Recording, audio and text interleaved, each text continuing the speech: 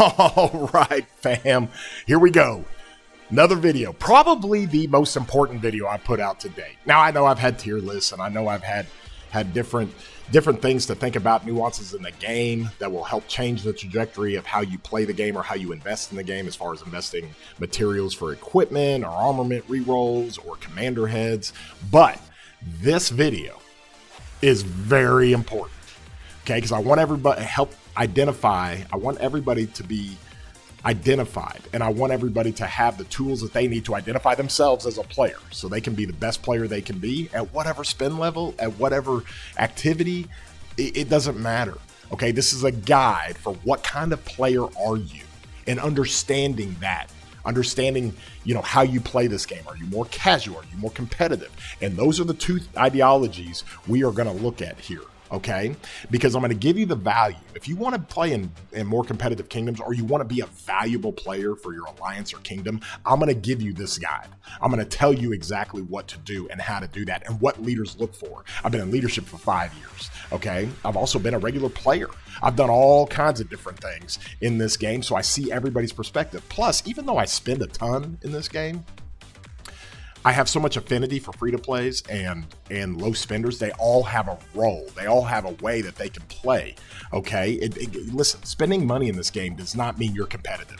I have seen people spend a ton of money in this game, and they are the most casual players, never sending troops to die, and really never fighting, okay? So it doesn't matter your spend level. It matters what type of player you are, okay? And if there's some things to understand where you're like, well, golly, I don't know why people don't want to take me in migration, or hey, my group's going to this competitive kingdom, but they're not taking me. I don't understand why. Or hey, I'm in an alliance and they're asking me to leave. Why? Why is that? Okay, and there might be a couple of things in here that you got to understand what type of player you are and what leadership looks for and how you create value to yourself as a player. And so the first thing we're going to do, we're going to kind of go through this at bullet points so I can stay on task, because I get ADD. You guys know that all about me. And so when we see this, okay, it's an ideology of whether or not you're going to be casual or competitive. Okay, that's real simple. Are you going to be a casual player, or are you going to be competitive? Are you going to play this game at a high level, or are you going to play this game more as a city building game, to where you're collecting commanders, you're building your city, you don't send troops to die? It's all good either way. If you want to be a casual player, this is the first and foremost thing you've got to do. You got to find a community that's pretty casual, and you got to play in a kingdom that is very casual. They're not super competitive. They don't have minimums on how many deads you're supposed to have in KVK. They don't have minimums on how much KP you're supposed to have in KVK. Everybody's there to hang out, to farm resources, to enhance their commanders when they can, and to just have fun, okay? And that's completely fine. But if you are competitive, okay, there are some things you got to know, and there's some things you got to do. Okay, so we'll go through some of the nuances here and how this thing lays out, okay? And the first thing we'll talk about is behavior. All right, the behavior you have in an alliance, and trying to create as much value as you can. This is the first thing I will say about this, and it doesn't matter if it's in athletics, it doesn't matter if it's in business, it doesn't matter if it's in this game. Here is the simple fact, okay? We say this in business all the time. It's really easy to fire a jerk, okay? It's really hard to fire a nice guy. And what that means is that if you are a jerk, if you're just somebody that's always rude to people and short fused with people as a player in your alliance, and you got to understand something. Number one, it affects your culture. Don't be a jerk. Okay, now you can be crass and funny, but you got to read the room. And if you're just a jerk and you don't get along with people, then you're not going to be successful in this game. You're going to be kicked out of alliances. You're going to be kicked out of kingdoms. If you jump on AC and tell everybody what they're doing is wrong all the time because you have certain opinions, just don't be an asshole. Okay, and so from that standpoint, that gives you value in your behavior, because when people build kingdoms and leadership goes through these kingdoms, they are 100% looking to develop a culture. Okay, and if the culture is just a ass kicking, fun loving culture with funny humor or dark humor or whatever, that's great. Stick to that, but just don't be a jerk about it. And don't be a jerk to people in the Discord. And don't think that you're some entitled guy that that, hey, if I spend a lot, everybody needs to cower to me, and I'm treated much better than everybody else. Okay, there's a balance to all that stuff. And so what kind of behavior you have affects the whole culture and your team. This is a team sport. This is a team game. Okay. And so when you get into this kind of stuff, your behavior helps go into some of the things that it takes to be a great player. Okay. I'm going to go ahead and send out some Marauder stuff here. So I've got something to do while I talk to you. And love some of the new additions and new things with some of the look at our boy Mina. He's got a whole new icon, avatar, and everything. But more than anything, people who have good behavior, people, and I don't necessarily mean behavior and you need to conform or anything. I just mean if you help contribute to a good culture, a positive culture, a funny culture, a fighting first mentality culture that the kingdom is trying to create, you're always going to be looked upon as somebody who has good behavior, somebody who everybody likes, somebody who can help with the enthusiasm and can help pick up the team when things are going down. Okay. And so that's one of the main things. If you're a jerk, it's only a matter of time before you get asked to leave an alliance or a kingdom. Okay. And if you're a jerk, I always say, let us know what kind of player you are. Anytime we recruited somebody to the biggest kingdoms in the game, I would just say one simple fact: don't be an asshole. If you're an asshole, we'll kick your ass out of here. That's simple. Don't be an asshole. Okay. And so from there, your behavior obviously affects what kind of player you are. All right. The second thing we go into is activity. Activity is a massive deal. And the reason why is because no matter what your spin level is, your activity has to match that. Okay. So if you've decided you're going to be a competitive player and you're all in on the game, you love the fighting aspect of it, you love the community of it. Okay. Your activity as a player really determines what kind of player you're going to be. And let me give you an example. If you're in a high A seed or Imperium or an A seed kingdom and it's competitive and you guys really kind of try to go ham in a KVK, when you get into off season, the thing I always look for is what players that are free to play or low spenders are not active, because you are not doing yourself any service. If you are a free to play or low spender, okay, and you want to play competitively, you can be more effective than higher spending players. But one of the first things you have to do is be super active in off season. Okay, I can't stand, like, if you're trying to have a competitive kingdom, I can't stand players who are free to play that don't do events in the alliance, that don't log in for a day or two, that don't run forts, that leave their AP bar completely full. Like, you can't afford to do that if you're trying to play competitively and you're in a high spending, or I'm sorry, you're in a highly competitive kingdom. You can't afford to do that. So don't sit here and try to be in a competitive kingdom. If you're going to be casual, that's a casual player, not logging in for a couple of days and not doing some of these things. So it's really kind of up to you as far as your activity goes. And that activity comes into the KVK. When you get into KVK and you are a low to mid spender, or if you're even a high spender, because I've seen people at high spending people, they won't log in for 3 or 4 days in a KVK. Well, when you first start KVK, you're getting pop-ups. You don't want to miss out on those when you're doing your tech, you're doing your bastions, you're creating your crystal production that you've got to do for all your crystal tech. And if you don't get on and actually run some barbarians and run some forts, okay, we all see it. If you're low in honor, like 0 points in honor, then how the hell is anybody expecting you to be active enough to go fight? So you have to be active. If you're going to be a good player, go be active. Don't give leadership any opportunity to single you out and say, you're not active at all. Okay, because it's basically what I'm trying to say is that if you're going to play on a competitive level, you got to play the game. You just got to play it every day. You got to play it. It doesn't take that much time. It doesn't take that much energy, but at least log in, do your dailies, run your AP, do everything you're supposed to do. You can be very efficient with that. You can do it in 15 minutes. Okay. And so you have to be active as a player. And so if you're not, then you got all kinds of different problems and you need to go to honestly a casual kingdom. Okay. So be as active as you can be. I don't want to see players who really don't spend much and don't really farm much and they log in every few days in off season, and they only log in to complain about not wanting to go into KVK because they don't have any resources or speed ups. Okay, well, that's your own problem. Don't go into an A seed or Imperium KVK or Imperium Kingdom and sit there and say, oh, well, yeah, I haven't been that active and I don't have any resources or speed ups. Like, that's not the place for you. Go somewhere else. Go to a C seed, go to a D seed, find a kingdom that's much more casual. You can find them. They're out there. And so that's one of the things everybody has to understand about activity. Okay, now we'll get into fighting. And this is one of the things you have to understand as a competitive player. Like, you can't really hide. Even if you play in bigger, more competitive kingdoms that have bigger murder ball fights and things like that in KVK, listen, good war leads and good leadership take note. They know who's at the back of the ball fighting. They know who prances around a little bit and doesn't really go full in. When a war lead gets on the voice and says, you need to push everybody in, all in, they're looking at the back of the ball and they're just making mental notes of who doesn't push and who doesn't do this or that. Okay.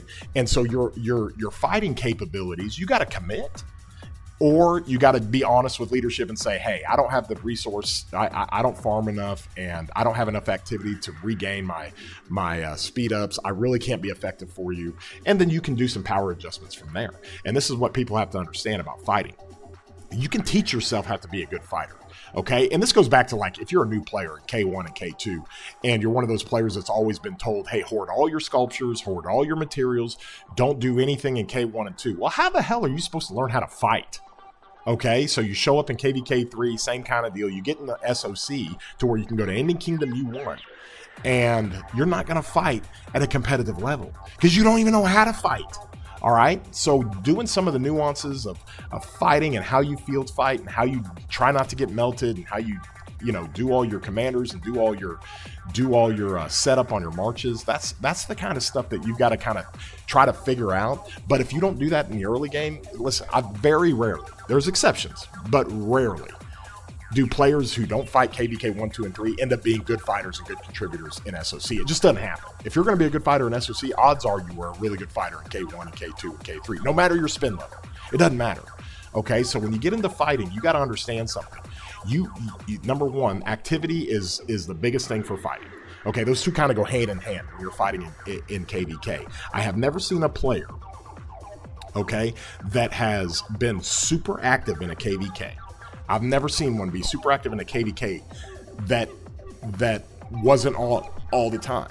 And the flip side to that is that if you're active a lot, and I hate to say this, but if you're in a competitive kingdom, you might have to ask off from work. You might have to stay up till 2 or 3 in the morning.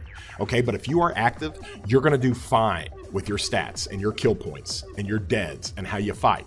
Okay, and that's another thing with this. A lot of players come into this thing and they don't like to send their troops to die. Okay, you don't bring any value to a kingdom if you're not willing to send your troops to die, whether you're reinforcing rallies or garrisons or hard filling garrisons that are under big time attacks, or you're trying to swarm down structures. When the war lead said everybody swarm, typically when you're fighting in a murder ball and you're pushing and you're trying to burn a flag and you've gotten field and the rally hits and you've only got so much time to try to kill the flag, and the war lead's generally going to say, hey, whales, swarm first. Those are whales. Those are people with a lot of power. They need to go swarm. But if he or she says, everybody swarm, then get your ass in there and go swarm because everybody sees it. If you show up and you say, hey, yeah, I got a lot of KP this KVK, and you have no deads, you don't do anything for the kingdom. That's a hard reality that people have to understand when it comes to fighting. All right. And so you want to make yourself a valuable player. You want to have good references if you ever want to leave the kingdom, and to where if somebody asks about it, because if you don't think that good kingdoms that are recruiting you or recruiting anybody, if you don't think that they don't ask your king, especially if they know anybody in leadership, what kind of player you are, you're out of your mind. As big as this community is, it's also a really small town. Okay, everybody knows everybody. Everybody knows everybody in each kingdom. And the first thing I do if I'm ever recruiting somebody and I see that they've got really, really good stats, but I'm looking at their last KVK and I'm like, they weren't that active. I'm going to go talk to his R4 or his war lead if I know him, or I'm going to go talk to his king. What kind of player is this? He's getting ready to migrate to our kingdom, and they'll tell me honestly. And trust me, If you're a leader, okay, and you give bad information to another leader who's inquiring about a player that used to play in your kingdom or that's currently in your kingdom, then you are going to be in a world of hurt to ever get trust again. If you say something completely nefarious or completely that's a lie and tell a king that, oh, this is a good player, he'll do great for you. Okay, so what kind of fighter you are determines obviously how you're valued, not only in the eyes of your own alliance, but also in the eyes of anybody trying to recruit you. Okay, fighting's a big deal in this game. This is a fighting war game. This is what we do. Okay, and so with that, the other part of this on how to be a good player and how to be somebody that's really, really good and valuable for your kingdom is to understand your power. Okay, if you're in a competitive kingdom, you're gonna have requirements for KVK. You're gonna have dead requirements and you're gonna have kill point requirements. You gotta be active to reach those requirements, okay? But requirements aren't the standard. That's what we always tell players, okay? Players in really, really good kingdoms, it's really hard for leadership sometimes, because when you say, hey, here's your requirement based on your power level, okay? If you're a 60 million player, if you're a 70 million player, if you're an 80 or 90 million player, everybody has tier lists of what your requirements are for certain power. That is not a target, okay? This is what players don't understand sometimes. That is not a target. I've seen players like be really active early in KVK, they hit their requirements and then they disappear. Okay, well, I hit my requirements. Yeah, but you didn't show up in Zone 6 in Kingsland. And it's like, well, but I hit my requirement. It's not a target, y'all. You ought to look at a requirement and say, I'm going to do double that. I want to make myself as valuable for the kingdom as possible. The benefit of being valuable for your kingdom when fighting, okay, the benefit of that is that you will get MGE spots, okay? You're going to get consideration for all kinds of stuff in your kingdom. You're going to be well respected, okay? And so fighting is such a huge part of this thing, but also power. How do you fight to your power?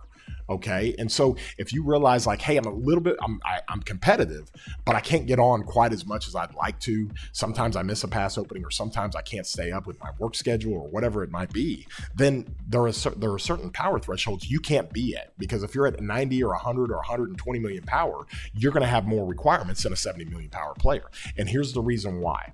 Okay. So everybody understands what power is and how it's ranked. Okay, this is our kingdom here that's got all the power players and all these different players in different brackets. Okay, so when you scroll down here, this is very important for people to understand. When it comes to Imperium burden, basically for matchmaking and some of the different things that they do, but more importantly for Imperium burden. Okay, because when you go into Imperium, you can't recruit players. An Imperium burden line, our top 300 line, that's what we always say it. Our top 300 line right now is sitting at 35 million power. Okay, that's 35 million power. So if you are a player, any amount of power over 35 million power counts towards your Imperium power burden. If you're a 70 million power player, you're contributing 35 million power to the kingdom's Imperium burden. Okay, so everybody has a value that they bring. That's why the players who are 150, 140, 130 million power, if they don't show up in KVK, that is a massive amount of weight you are carrying into KVK. If they don't show up, if they go inactive, if they're dead weight.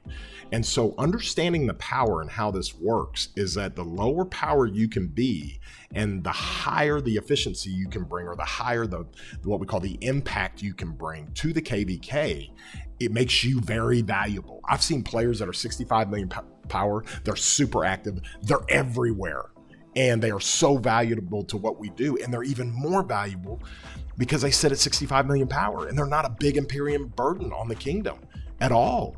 And so you have to understand that you have to play, and your activity has to replicate and coincide with your power and how you play. People like troops in this game. This is the other part about this, okay? When people like troops in this game a little bit too much, they don't want to kill troops, okay, they're always going to be deficient in their power. Does that make sense? And more than anything, they're always going to be in a situation where I don't want to kill my troops. I'm going to carry a bunch of power for this kingdom. And I'm not going to, if I don't kill any troops, then the kingdom's got to have to carry my weight. And I'm trying to get myself in a situation where they've got to take on my power, and I'm not contributing.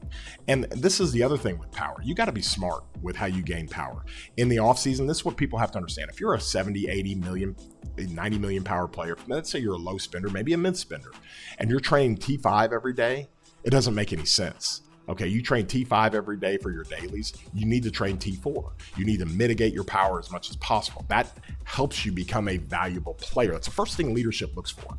How much power? Is this a fat player? When we say fat, like, are you over, do you have too much power for your production and activity and fighting capabilities? Okay, and so with that, you have to look at this and say, okay, I need to mitigate my power as much as possible. It is not much power at all to train T4s every day in off season. You train T4s for your dailies every day in off season, and you're not going to gain that much power, which is great. Then you get into pre-KVK training. Like right now we're in pre-KVK. Our training stage starts in 8 hours. Okay, when that starts and you want to go push a bit of power, to help your kingdom out with the pre-KVK ranking, then you got all these T4s. You can just upgrade to T5. You get more value for the speed ups you need to spend to get the power you need. So you can still go be high powered, but in off season and before KVK, just train T4. It's that simple. And don't train T5. And more than anything, some people will say, don't even train Siege, or if you train Siege, go delete them. And that's my other point. If you are in a competitive kingdom, in an Aseid or Imperium, and you have Siege, you need to be kicked out of the kingdom. Okay, and more than anything, a kingdom just needs to have the rules that you delete your Siege. And when we say delete, you kill off your Siege. Okay, you don't take your Siege into KVK. You're taking dead power into KVK. There's nothing Siege does in KVK. Nothing. Okay, you can put it in a garrison, but it's going to get you the worst trades. It's going to be the worst effective troop type. Now, if you're a ranged player, that's a whole different story. Those are the troops you fight with. That's totally different. Okay, but if you're just a regular player that runs a 5-march murder ball and you've got 2 cavs, 2 infantry, and an archer, you should have 0 siege. The only siege that should be allowed is 50,000 T1 siege. Okay, the reason why, and this is what people have to understand, 50,000 T1 siege. You come in here on the hospital, and this kind of shows you have got a battering zone situation where they put 50,000 T1s into this battering zone. So you can have your hospital cap, but if you have 50,000 T1 siege for the pit or for different things that you do in off season, then when you get attacked or your city gets attacked, those 50,000 go right into here. This cannot take anything but T1. Okay, so those 50,000 go into here, and it's like free room in your hospital for 50,000 T1 siege. 50,000 T1 siege does not contribute hardly any power. Okay, so when you're looking at this and you're saying, okay, well, I have a bunch of siege. What do I do? It's real simple. You plan it out with your kingdom, and if your kingdom's smart, they're going to have a schedule on exactly what to do. They're going to have a kingdom's going to have a schedule on, hey, we're going to do a healing buff for a couple of days. And when we do this healing buff, we're going to be in a situation to where we are going to require players to fill, if they want to, if they have a bunch of siege to kill, they're going to fill their hospitals. And when they fill their hospitals, they're going to, once your hospital is full, you're going to take your siege marches and you're going to put them in a node. Everybody in the game knows this trick. Okay, when I look at siege, and let's say I've been training siege for my dailies and we're getting ready to go into KVK. Okay, before we do matchmaking, I'm going to take any siege that I've trained, T4, T5 siege, and I'm going to go put them in a node.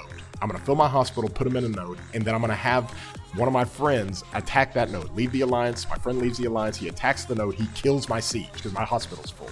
You get speed ups from the game when you do that. That's how you kill your siege, or that's how you quote unquote delete your siege. Okay, so if you are training siege on the dailies, or if you train them for bastion quests and things in KVK, that's fine. But before you go into matchmaking, when you get in the off season, you need to tell your leadership, or they ought to be smart enough to know, like, guys, get rid of your siege, everybody. Okay, we want to be lean. We don't want to be a fat kingdom. Okay, so get rid of your siege. And here's how to do it. We're going to have 2 or 3 days of healing buffs, which means you can slow heal. I'm going to fill up my hospital. I'm going to kill my siege. Once my siege is all gone, I get all these speed ups from the game, from the system. I get all these speed ups to help apply to KVK and training and anything else you want to do. And then my hospital's full, but my kingdom is going to give me 2 or 3 days of a healing buff that allow me to slow heal my hospital. And it doesn't cost that much in speed ups, if at all. It really doesn't cost much at all. And so that's the easiest way to do that and mitigate your power. You do not want to carry power. Players who do not want to send their troops to die, players who love their troops too much, they absolutely are completely dead weight to kingdoms. If you refuse to kill your troops, you get half of them back. You're going to train and you're going to stick at a power level that works really, really well. That's how you become valued and effective for a kingdom. What kind of player are you? Here are some tricks and tips to do it. And when it comes to power, guys, mitigating your power as best as possible is great. I literally watched a player one time say, I don't want to kill my siege because I don't want to drop below 100 million power. That doesn't make any sense. Why would you not want to drop your power? Drop it. People have to understand this. Power doesn't mean you're a good player. In fact, in most cases, and a lot of cases, it means it's the opposite. Like you're not near good enough to be at the power you're at. Okay, so if you're holding on to siege because you don't want to mess around with, you're holding on to your siege because you don't want to mess around with dropping your power, then you're not going to be a very valuable player for your kingdom. Okay, and people are not going to want to recruit you. All right, because the first thing people do when they look at your when they look at your migration, they're trying to figure out what kind of player are you. They're going to look right here. They're going to look right here at your governor ID. They can tell exactly how old your account is, okay, and roughly how many KVKs you played in. All right.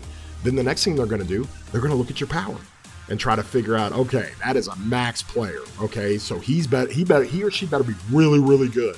Then they look at your kill points. Not only do they look at your kill points for an older account, they want to see recent kill points.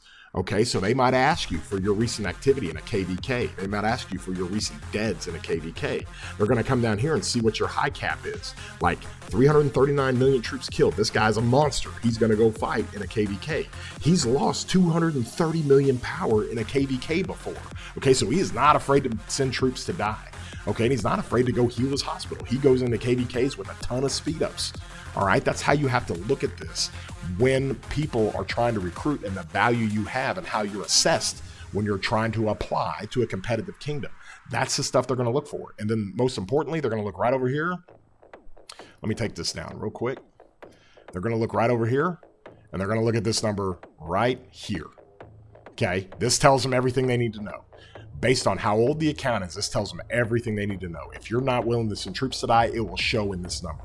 Okay, if you've been in the game and have an account that's a year and a half or 2 years old and this is like 1 million deads, nobody's going to take you. Even if you got good KP, because you're not willing to send troops to die. And you're probably going to be fat with your power. Okay, so you ramp this number up as much as possible. It's like a badge of honor.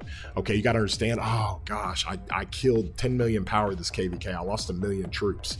And guys, listen, mine is extremely high. This is Kraken level stuff. Okay, 153 million power is 1.5 billion worth of power. 153 million troops. Okay, and so, but when you look at this, and I've got, let's say I'm assessing a player, 75 million power. He's got 5 billion kill points. He's only played the game for a year and a half. And I look down here and his deads are like 15 or 20 million deads. I know this dude is going to be a good player. Even if he's young, he's going to be a good player. But if that same player has like 500K deads or 1 million deads, I ain't messing with him. Because he is not going to send deads. He or she is not going to send deads to what we need in our kingdom. So that's how you become relevant. That's how you become a valuable player. And so hopefully that gives everybody an understanding of how this thing works and how this game plays out. Okay, let's review ideology. Are you casual or competitive? What kind of behavior you have? Don't be a jerk. Okay, if you're going to be a jerk, then the first signs of problems, they're going to ask you to leave. Okay, because nobody wants you around. And you just make it miserable for everybody. Number 2 is the activity. How active are you in off season? If you don't log in for a few days in off season, well, then you better be dropping gold chests to be a big whale. If you're a free to play or a low spender, then you have to be active. You got to be running forts. You got to be active on Alliance chat. You got to be active with events. You got to be active with Alliance mobilization. And that's basically how you have to do it. You're fighting. You have to not be afraid to fight. Don't be afraid to fill up your hospital and heal it and go fight again and rinse and repeat and just do that over and over and over as your kingdom needs you. The war leads and the leadership see that. They see your activity. They see how well you do. And they also see how you fight. If everybody's in a murder ball over here fighting and we're trying to get a flag burned and there's an objective and you're over here to the right, just KP chasing or just doing duels with some of the enemy, then that doesn't do anything for the kingdom. It does nothing. Okay, so how you fight is a big contributor to that. And then more importantly, the power. The power is the biggest thing. Okay. Do not be fat with your account. Do not have a bunch of siege on your account. Okay, do not have a bunch of situations to where you're consistently gaining power and you're never sending troops to die. Okay, recruiters do not want that, and you're not doing any service to your current kingdom or current alliance. Okay, power is a big deal. Be a power friendly player that's high value for your alliance and your kingdom. And trust me, word travels fast. If you think you can slide under the radar and be like a bad player or have bad behavior, be an asshole to everybody, or not have any activity, or not fight really well, or you're over bloated, you're too powerful, and that doesn't match your fighting and your deads, you're gonna get found out. Okay, and other kings are going to know about you, and it's only a matter of time before anywhere you go you're going to be asked to leave as a deadweight player. So understanding what kind of player you are and understanding what level you need to be at is extremely crucial in this game. And that does it for this whole video, to kind of throw it out there. If you have any comments, throw them down there. I always interact on YouTube with the comments. If you want to get into my Discord, it's a great discussion over there. So there's always different ways to look at that. And I love absolutely everybody's response, and I can help coach you through some of this stuff. I got a team of people over on my Discord. There's a lot of super experienced players that subscribe to all these things. They understand and they know. So jump into my Discord and ask questions like, hey, I'm 50 million power. Can I go push T5? Or how much T5 should I push? And here's my deads. Ask the right questions. We want to help you become better players and more valuable players for your alliance and for your kingdom in this game. And with that being said, I appreciate you guys for hanging out. Throw a like on this video if you enjoyed what you see and you got anything from it. And until next time, we'll see you, broskies.